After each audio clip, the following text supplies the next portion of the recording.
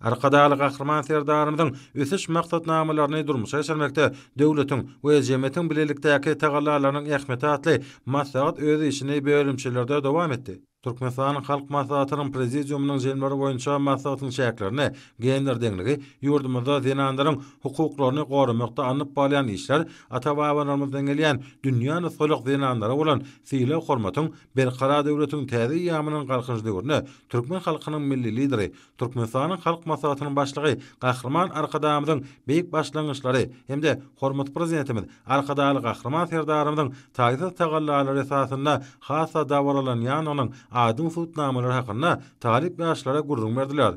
Ikinji bölümçede jemgyýetiň işçän bölegi ýaşlara başlandy.